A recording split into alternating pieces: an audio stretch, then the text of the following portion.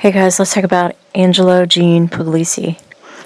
Angelo was born on September 2nd, 1965, and he's been missing since August 21st, 1976 from Lawrence, Massachusetts.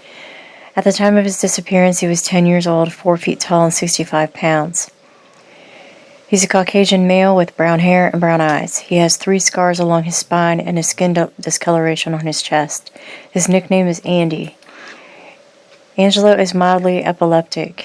He will need hospital treatment if he has a seizure. Angelo was last seen at the Higgins Memorial Swimming Pool, a public pool approximately 100 yards from his family's home, at the Stadium Housing Projects on East Dalton Street in Lawrence, Massachusetts, on August 21st, 1976. His mother told investigators that he called home about 3:30 p.m. that day and spoke to one of his brothers. Angelo gave no indication that anything was wrong at the time. A lifeguard at the pool reported that he saw Angelo walking around the area at around 5:45 p.m. That was the last time anyone has seen him. Investigators initially believed Angelo was a runaway. He was the product of a broken home, and they speculated that he might have felt torn between his parents. Foul play is now suspected in Angelo's disappearance. His parents were both considered suspects in his case and have not been officially removed from the list of possible offenders, but investigators doubt either one was involved in his disappearance.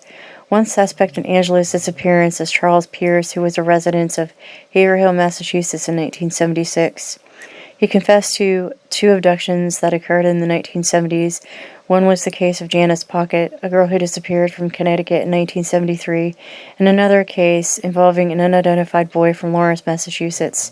It's believed that Pierce was referring to Angelo's case by that description. He claimed that he essayed and buried the unidentified boy in a grave near Janice's. Neither body has been discovered.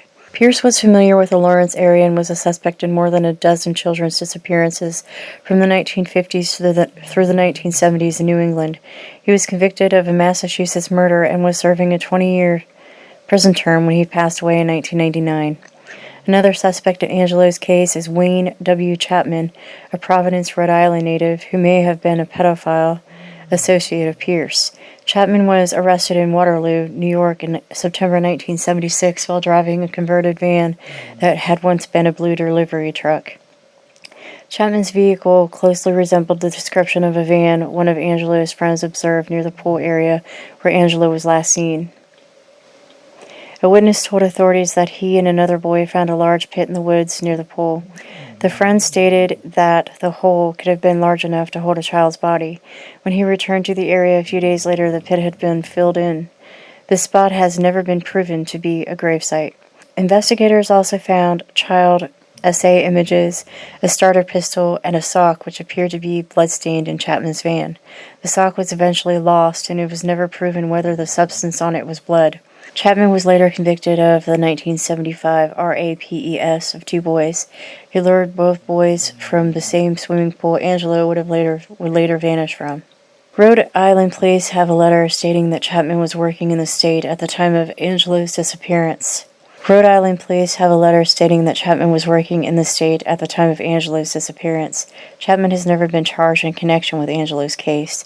He served his prison sentence and was civilly committed as a sexually dangerous offender, but he was released in 2019.